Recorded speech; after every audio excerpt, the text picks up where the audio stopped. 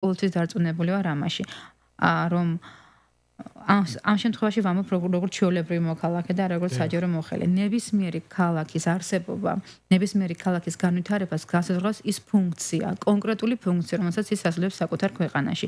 შემთხვევითი არ იყო მე-19 საუკუნის ქუთაისის ასეთი განვითარება, იმიტომ რომ ამ პერიოდში სწორედ ქალაქმა ეკონომიური განვითარების ფონზე, იმიტომ რომ იყო მსხვილი მეწარმეები იგივე დათეშიძეები, ვინც მე ჩამოთვალე, იგივე კოკოჩაშვილი, იგივე ბეგიშვილი, რომელმაც პირველი ელექტროდანადგარი ჩამოიტანა ქალაქში. სხვათა შორის იმ მსხვილ მეწარმეებს ერთი მომენტი გამოარჩევდა, რომ ისინი ყველანი მეცენატები იყვნენ და ძალიან ზრუნავდნენ საკუთარი ქალაქის განვითარებისათვის.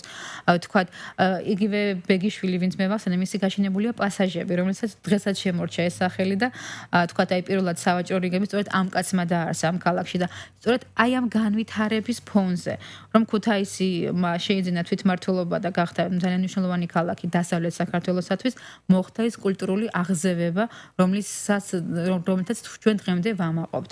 მერე იყო საბჭოთა პერიოდი.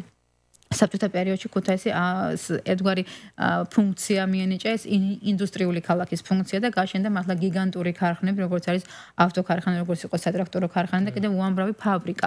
თქვათ იგივე ავტოქარხნის აშენებამ გამოიწვია თავად იმ უბნის განვითარება და ახლო-ახლო თქვათ სოფლებიდან ხალხის ჩამოსახლება და თავად ქუთაისის ზრდა და შეიძლება თქვათ ის საბჭოთა ქუთაისის წარმატებები კულტურულ სფეროში ვერ იყო თლათ ისეთი თვალში საცემი და განსაკუთრებული როგორც ეს იყო მე-19 საუკუნის ქუთაისის შემთხვევაში, იმიტომ რომ არიბადებ ახლა ყოველდღე ზაქარია ფალიაშვილი და მელიტონ ბალანჩივაძე და ეს თქვათ არ არის მარტო იმის ბრალი, რომ რაღაც ისე არ იყო ქალაქში მოწყობილი, მაგრამ ქალაქს ჰქონდა ფუნქცია, ის თავის როლს ასრულებდა ქვეყნის ცხოვრებაში და ალბათ ის ნაკლი იყო, რომ რადგანაც სისტემა იყო ეს საბჭოთა კავშირის სისტემა, ეს ქარხნები ყველანი გათვლილი იყო, რომ კოოპერაციაში ყოფილიყვნენ სხვა ანალოგიურ ქარხნებთან, რომლებიც არსებობდა საბჭოთა კავშირის ტერიტორიაზე და ბუნებრივია კავშირის დაშლის შემდეგ ქუთაისი აბსოლუტურად უფუნქციო ქალაქად იქცა და ამხელა ტერიტორიაზე გადაჭიმული, ასეთი დიდი ისტორიის მქონე, ამდენი ადამიანით დასახლებული ქალაქი შეუძლებელია, რომ ფუნქციის გარეშე არსებობდეს, იმიტომ რომ სწორედ ქალაქისთვის მინიჭებული ფუნქცია განსაზღვრავს მის განვითარებას და თუ ქუთაისმა არ მოძებნა საკუთარი თავი და ალბათ მე გული მტკივა ხოლმე რომ ძალიან ბევრი ადამიანი როგორც ჩანს ვერაცნობიერებს რა სახის რა დატვირთვის მქონე შეიძლება იყოს ეს საპარლამენტო სტატუსი რომელსაც დღეს ატარებს ჩვენი ქალაქი იმიტომ რომ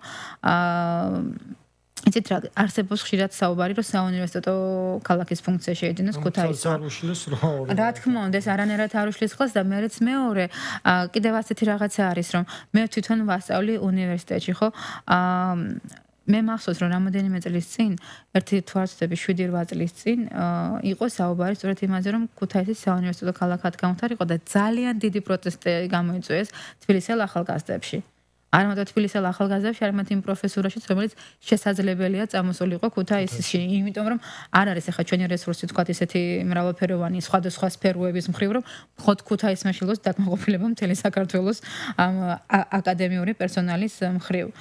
და თუ არ ამგონია რომ იგივე მომენტი არ იყოს ამ შემთხვევაში პრობლემა თქვათ საუნივერსიტეტო ქალაქად ქცევის საქმეში, იმიტომ რომ ბაზა უნდა არსებობდეს, სერიოზული ბაზა უნდა არსებობდეს, როგორც ადამიანური რესურსის სახით, ესე მატერიალურ-ტექნიკური ბაზის სახით.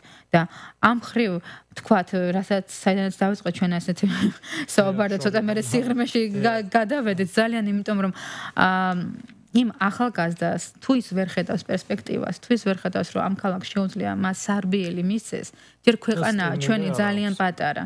ჯერ ქვეყანაა ჩვენი ძალიან პატარა და სამწუხაროდ თუ საბედნიეროდ მეტისმეტად ბევრი ნიჭიერი ხალხი არსებობს საქართველოში და ამიტომაც არის რომ ქართველები ძალიან ხშირად ახსენებს წარმატებას საზღვარგარეთ, რომ იქ სარბიელი გაცილებით მეტია და მით უმეტეს ქუთაისი და თუ ქუთაის აღარ ექნება ფუნქცია როგორც მნიშვნელოვანი ქალაქის ამ ქვეყნის ისტორიაში და ამ ქვეყნის შიგნით არსებული ქალაქის მაშინ ძალიან ძნელი იქნება ერთჯერადი სტიმულირების, ერთჯერადი სტიპენდიების რაღაც გაცემის გზით ამ ნიჭიერი ახალგაზრდების ამ ქალაქში დატოვება. ქალაქი უნდა განვითარდეს თვითონ, რომ ამ ხალხს, ამ ნიჭიერ ხალხს ქონდეს мотиваცია და არ წავიდნენ თბილისში. ძალიან საინტერესო ისაუბრეთ ამ თემაზეც. და რა შეეხება საახალწლო კარნავალი, რომელიც ტარდება და სადაც მონაწილეობას ებულობს ახალგაზრდული ჯგუფები გაერთიანებული და ზოგადად ქალაქის ახალგაზრდობა. ეს თუ იგეგმება. აუცილებლად ტრადიციულად ეს კარნავალი ყოველთვის ტარდება. ჩვენი სამსახურის ახალგაზრდული განყოფილება კურირებს ხოლმე ამ კარნავალს და 14 იანვარს, ანუ ძველ ახალ წელს ტრადიციულად ჩატარდება. არის ტრადიციები, რომელთა ერთგულებაც აუცილებელი არის ალბათ. აი, თამდა ძალიან დიდი მადლობა სტუდიაში მობრძანებისათვის კიდევ ერთხელ და საინტერესო საუბრისათვის. საშუალება გაქვთ ჩვენს თანაქალაქელებს და ზოგადად საქართველოს მოსახლეობას ახალი წელი მიუღოთ. ძალიან სასიამოვნო რომ მომეცა ამის საშუალება.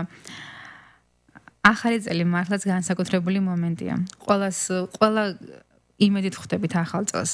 ყველას გვჯერა რომ აუცილებლად რაც ცუდი იყო, რაც ცოტა გულსატკენი იყო, რაღაცა არ გამოგვივიდა, მცირე იმედგაცრუება იყო, ან გულისტკენა იყო, ეს ყველაფერი წასულში ჩაბარდება.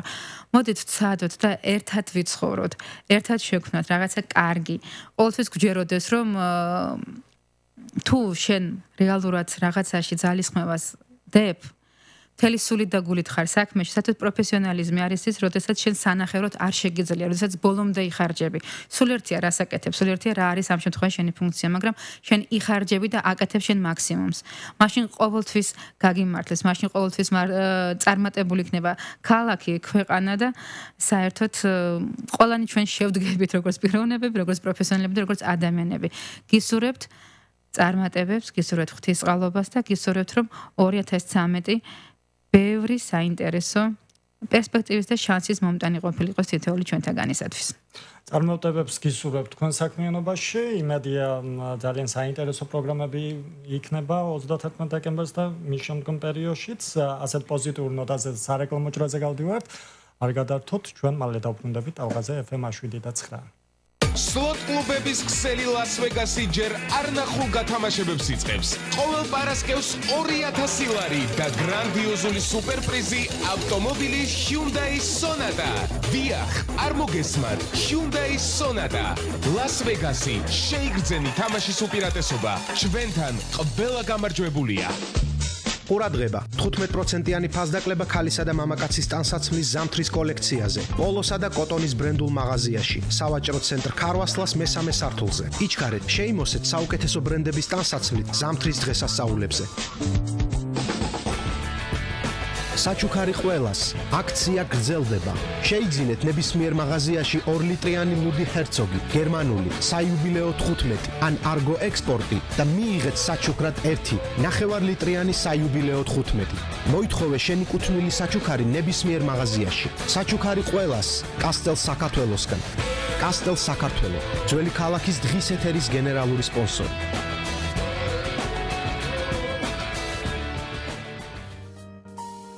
კომპიუტერული მაღაზიათა ქსელი კომლენდი გილოცავთ შობა ახალ წელს და სადღესასწაულო პერიოდში გთავაზობთ საუკეთესო ფასებს. კომპიუტერები 299 ლარიდან, ნეტბუქები 490 ლარიდან და ნოუთბუქები 599 ლარიდან. ენდე ჩვენს 15 წლიან გამოცდილებას და მყარ გარანტიებს. კომლენდი ჩვენთან საახალწლო საჩუქრების ფართო არჩევანია, თანამედროვე ტექნოლოგიების მრავალფეროვნება. მისამართი: ქუთაისი, წმინდა ნინოს პირველი, ჭავჭავაძის 67, წილადი 112, გრანდ მოლი, თამარ მეფის 95, ტელეფონი 29 29 92. სილამაზის ცენტრი ელიტა გილოცავთ შობა ახალ წელს. ელიტა გთავაზობთ ტუჩის კორექციას, ბოტოქს, მანიკურს, კოსმეტოლოგისა და სტომატოლოგის მომსახურებას. ჩვენთან შეგიძლიათ გაიკეთოთ ტატუ, მასაჟი, აფრიკული ნაწნავი, სადღესასწაულო ვარცხნილობები. თქვენ მოგემსახურებიან მაღალკვალიფიციური შვარცკოპის წარმომადგენელი ქალთა და მამაკაცთა სტილისტები. სილამაზის ცენტრი ელიტა ასევე გთავაზობთ დახელოვნების კურსებს უახლესი მეთოდებით. გაიცემა ლიცენზია და სერტიფიკატები. მისამართი: ტიციან ტაბიძის 51 უნივერსიტეტის უკან. სილამაზის ცენტრი ელიტა. კაფე რესტორანი ჯაზარტე გილოცავთ დამდეგ შობა ახალ წელს და 31 დეკემბრის ღამეს გეპატიჟებათ ექსკლუზიურ წვეულებაზე. განსხვავებული მენიუ, განსხვავებული მუსიკა ჩვენთან ჯაზარტეში. მისამართი: თამარ მეფის 57, კაფე რესტორანი ჯაზარტე. გრიფით საჯარო, ჩვენ არ ვამჯობინებთ დუმილს, ვსაუბრობთ ყველაფერზე, რაც ჩვენ ცხოვრებაზე გავლენას ახდენს. ჩაერთე, მოიფიქრე, დაინტერესდი, მოგვაწოდე იდეები და თემები. გრიფით საჯარო, ჩვენ ვსაუბრობთ ყველაფერზე. დაუბრუნდით ღია ეთერ, შეგახსენებთ რომ ეთერში გადაცემა გრიფით საჯარო, მე მის წამყვანი ილიკო ნაცვალაძე ვარ, როგორც გადაცემის დაწყების დროს აღვნიშნე, გადაცემის მეორე ბლოკში ვისაუბრებ თუ როგორი იქნება 2013 წლის მოდის და ზოგადად დიზაინის ტენდენციები. ჩვენ სტუდიაში სასაუბრობთ მოვიწვიეთ მოდის სახლ მაგდა და სალომეს დიზაინერი, მაგდა კუბადაშვილი, მოგესალმებით ქალბატონო მაგდა, ძალიან დიდი მადლობა რომ გამოყავით დრო და მობრძანდით სტუდიაში. მოდით ვისაუბროთ ზოგადად 2013 წლის მოდის ტენდენციებზე და შემდეგ გავშალოთ ეს თემა. მოგესალმებით. მადლობთ მოწვევისთვის. რაც შეეხება 2013 წლის ტენდენციებს, უკვე მთელი მსოფლიოს დედაქალაქებში ჩატარდა მოდის კვირეულები.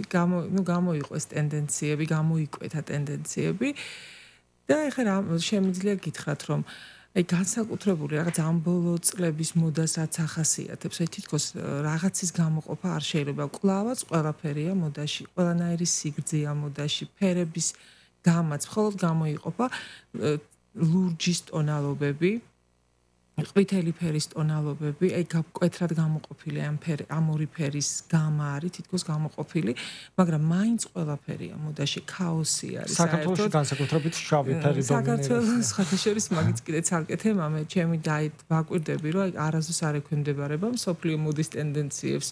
თავისი რაც ქუჩიდან მოდის ეს მოდა, თუ ჩვენ და ქუჩის მოდის ცნება სამწუხაროდ არ არსებობს, ეხლა რასაც ქვია, იმიტომ რომ საზოგადოებრივ აი დიზაინერები, ცნობილი დიზაინერები ქუჩის მოდიდან იღებენ და იკვებებიან ძალიან ბევრ იდეებს. იქ იმდენად ხალხი დადის. მე ვიტყოდი რა იტალიელებსაც ასეთი ცნება, არა მოდური ჩაც, არამედ სტილი, არსებობს სტილი. ადამიანს იტალიელებს აქვს სხვათაშორის ძალიან ხაზგასმით აქვს სტილის შეგრძნება და ეს აქვს ნებისმიერ ადამიანს, არ არის აუცილებელი იყოს დიზაინერი, რაღაც თვითონ ჩაიცვენს ისე, რაღაც ქუდს გაიკეთებს, შარფს გაიკეთებს, რაღაც ნიუანს შეიტანს და შესაბამისად აი ქუჩის მოდა ძალიან ცნობილი არის მილანის, ლონდონის ქუჩის მოდა და დიზაინერების აი სახლის თქვათ ყავთ მაგათ თანამშრომლები, დამხმარები ან ახალგაზრდა დამწყები დიზაინერები დადიან თქვათ კლუბებში, საღამოს კლუბებში, დისკოტეკებზე, ეს ადგილებს, სადაც ახალგაზრდები იკრიბებიან და იქედან იღებენ რაღაც ელემენტებს, იმიტომ რომ იქ აი არის კიდევაც თუ დაკვირვები ხართ, ოდესაც მოდის კვირეულები არის, სპეციალურად ჟურნალისტები გამოყოფენ, აი თქვათ იქ მოსულ ადამიანებს. თვითონ ჩაი, არავის არც ერთ ბრენდთან თქვათ მათ არ ჩაუცვიათ. თვითონ ჩაი აღდგნენ თქვათ ცალ-ცალკე ნივთები რაღაცები შეიძინეს, ძალიან ხშირად არის რომ ვინტაჟური ნივთები, ანუ ძველი ნივთები ან ძველი ნივთების მიხედვით გაკეთებული ნივთებით არის სპეციალური ბაზრობები და შეიძლება გამოტანილი იყოს ბების, თქვათ რაღაც სუნდუკიდან ამოღებული 60-იანი 50-იანი წლების, მაგრამ დიზაინერების მიერ შექმნილი კაბები, რომელიც უკვე არის სიძველე ვინტაჟი, აი ძალიან თავისებური მოდა აქვს, უკვე თანამედროვე მოდას თითქოს არაფრით არ ექვემდებარება, მაგრამ ისე აწყობენ ამას და ისე დაუმატებენ აქსესუარებს, რომ საუცხოო ჩაცმული ადამიანი რაღაც ელემენტები ყოველთვის მეორდება შემდგომ. მეორდება, აი ყოველთვის მეორდება, რა თქმა უნდა მეორდება, იმიტომ რომ ხო იცით ახას ვერაფერს ვერ გამოვიგონებთ, მეორდება კიდევაც და რაღაც იმას თავისი უნიკალურობა აქვს და თავისი რაღაც საოცრება აქვს და უნდა გავიმეოროთ კიდევაც. არის რაღაც ელემენტები, რომ უკვე ახალის გამოგონება ფაქტიურად აღარ შეიძლება. რა თქმა უნდა, ეხლა რაც შეეხება ისევ ტენდენციებს დაუბრუნდები. არის ეხლა აი მაგალითად სილუეტები, ესე ხაზგასმით, თქვათ აბრეშუმის და მსუბუქი ქსოვილებისგან შექმნილი, შიფონის ქსოვილებისგან შექმნილი კაბები არის უფრო გრძელი, აი თითქმის იატაკამდე სიგრძის მოცემული, უფრო რომანტიული ქალბატონებისთვის. სიგრძეს რაც შეეხება, აი ხაზგასმით იყო ან იატაკამდე, ან მუხლამდე. ისე არ არის, რომ თქვათ ან შუაწვივი იყოს, ან მუხლის ზემოთ სიგრძე. ამ რაღაცაში კიდე რაღაც უფრო იყო რაღაც თქვათ ზღვარი გასმული და დანარჩენი აბსოლუტური ქაოსია როგორც ყოველთვის ეს დაახლოებით ეს ტენდენცია ეს რა შეეხება მანდილოსნებს მამაკაცებს რა შეეხება აი როგორ უნდა ჩაიცვას 2013 წელს მამაკაცმა მამაკაცების მოდაც ამასთანავე კი წარმოიდგინეთ ეხლა ცოტა სოფლიო დიზაინერები, როდესაც მოდის კვირეულებს მამაკაცების აი ხაზს აჩვენებენ, ჩვენი მამაკაცების სადღაც ეს ჩაცმულობა მე წარმოვუდგენად მიმაჩნია, თორე ესე მიუღებელი არ არის. იქაც თამამი რაღაცები არის, აი ხა მაგალითად რაც შეიმჩნეოდა, ისე ეს კვლავ ძალიან ვიწრო შარვლის სილუეტები, ცოტა ოდნავ მოკლე პიჯაკები, რა თქმა უნდა აქსესუარები, ქუდები, შარფები, სხვადასხვანაირი ძალიან ისეთი ნიუანსები, ჩანთებიც კი ისეთი საკმაოდ დიდი ჩანთები. ანუ აქსესუარებზე იყო ძალიან ხაზი გასმული. 2013 წელი გველის წელი არის და შემდეგ უკავშირებენ ასტროლოგებიც, დიზაინერებიც მაგალითად ამ წელს რომ რა ფერები მოწონს მაგალითად, რა ფერები უნდა დომინირებდეს. რაც შეეხება არქად მოგეხსენებათ რომ გველი თვითონ აი ეს გველის თვითონ კანი არის საოცრად ჭრელი და ფერადი და მე ვიტყოდი რომ აი ულამაზესი ნახატი აქვს და აი ძალიან ბევრი ქსოვილები უკვე წამოვიდა 2013 წელს ცხოველების ანუ გველების ვეფხვის ასეთი ტიპის ნახატების პრინტებით ანუ რამდენადაც გველი თვითონ ჭრელი არის დიზაინერებმა ესეთი ბევრი ფიქრის შემდეგ გამოიტანეს ესეთი ვთქვათ დასკვნა რომ გავაკვიროთ გველი, ანუ სიჭრელეს არა, მაგრამ უფრო აი შემოვიდა მკვეთრი, საახალწლო სუფრას სასურველი იქნებოდა თუ შეხვდებოდით ვერცხლისფერ, ოქროსფერ ტონალობებში და აი მეტალისებური სიპრიალის ქსოვილები რაც არის იმ ტონალობებში და კიდე არის მეორე ალტერნატივა, ან თეთრი, ან ყვითელი ფერის ყველა გამა.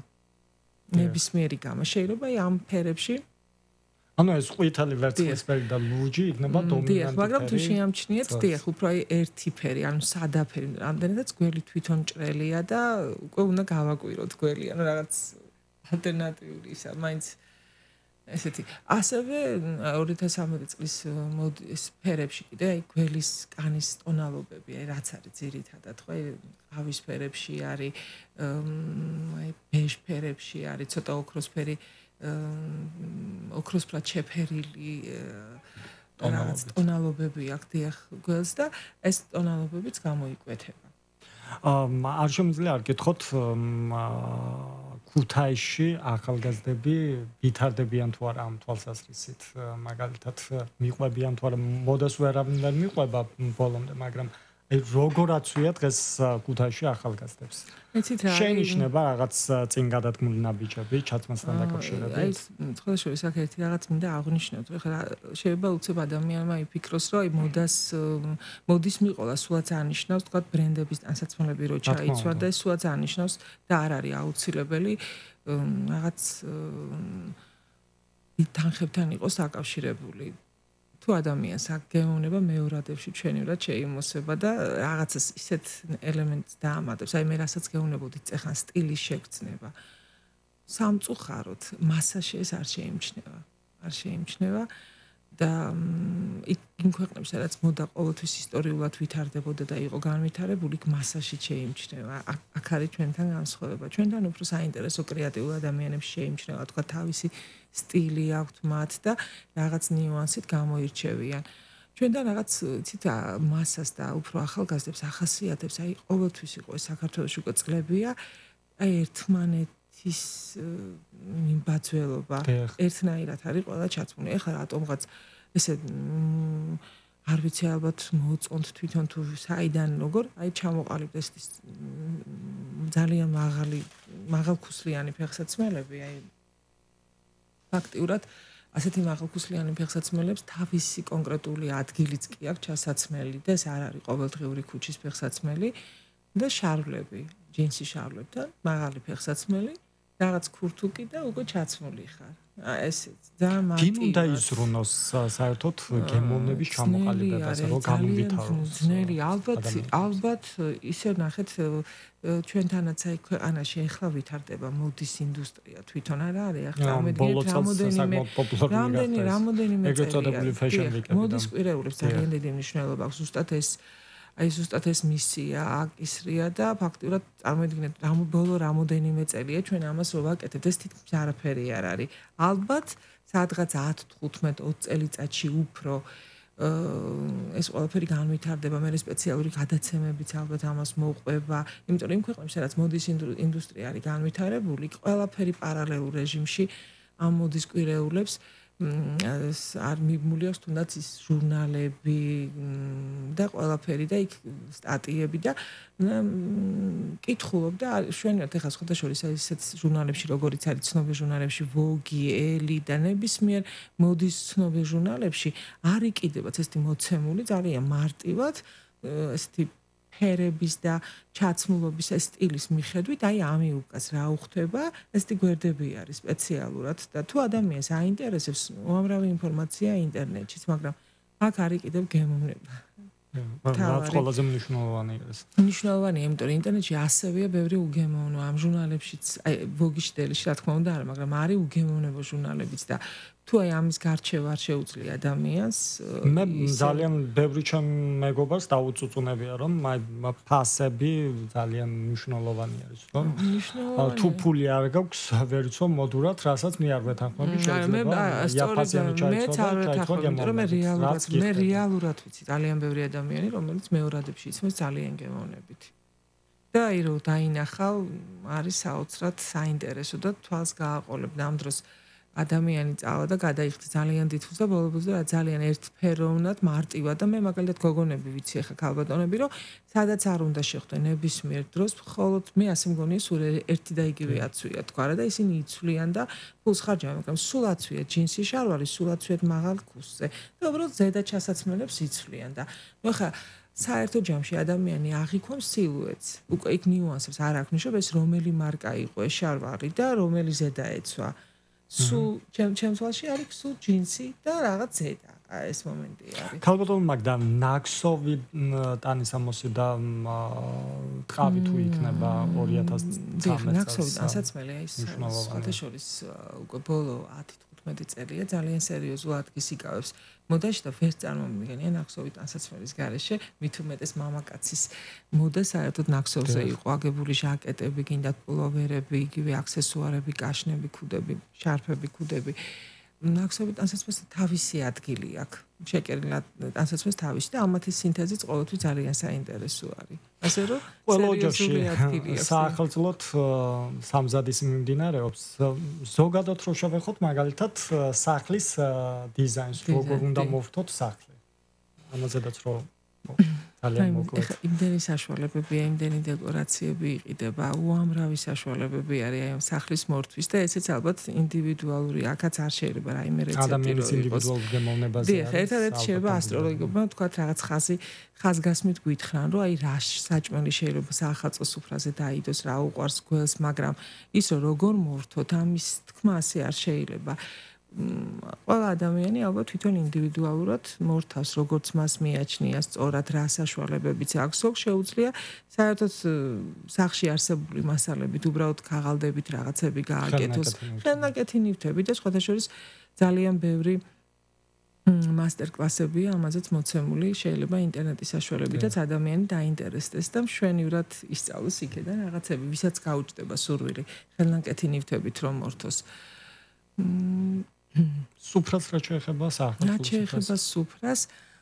სუფრაშიც როგორც ჩაცმულობაში შეიძლება ოქროსფერი რაღაც დეტალები შეტანა, იგივე ხელსახოცები, თქვათ, რაღაც ან საახალწლო აი პატარა მინიატურული ოქროსფერი გრილიანდების სახითაც შეიძლება ოქროსფერი დეტალები შეტანა. საკმაოდ საინტერესო იქნება ჩვენი მსმენელისთვის ის რჩევები, რაც თქვენგან მოისმინეს. თქვენ შესაძლებლობა გაქვს ჩვენს თანაქალაქელებს და ზოგადად საქართველოს მიულოცოთ დამდეგი 2013 წელი. პირველ რიგში ძალიან მინდა ახალი წელი მიულოცოთ ჩემს საყვარელ რადიო ძველ ქალაქს, ყველა თანამშრომელს, რადიოს უსურო ძალიან ბევრი წარმატებები მომავალ 2013 წელში, ახალი პროექტები, როგორც შესაძლებელი იქნება და სრულიად საქართველოს ჩვენს ქალაქს კიდევ მოულოცო ყველას ახალი წელი და ღმერთმა ქნას რომ აი ბევრი გახარებული სახეები გვენახოს და ძალიან ბევრი მომცინარე სახეები გვენახოს 2013 წელში. ძალიან დიდი მადლობა სტუდიაში მობრძანებისათვის და საინტერესო საუბრისათვის. მეც ვერთები მოლოცვას გილოცავთ დამდეგ შობა ახალ წელს, გისურვებთ წარმატებებს პირად და საზოგადოებრივ საქმიანობაში და ვიმედოვნებ, რომ 2013 წელი გაცილებით უკეთესი და ეფექტური იქნება ვიდრე წინა წლები. ეს იყო ჩემი ბოლო გადაცემა ამ წელს რადიოში. ჩვენ შევხვდებით ერთმანეთს 2013 წელს გემშვიდობებით მომავალ შეხვედრამდე.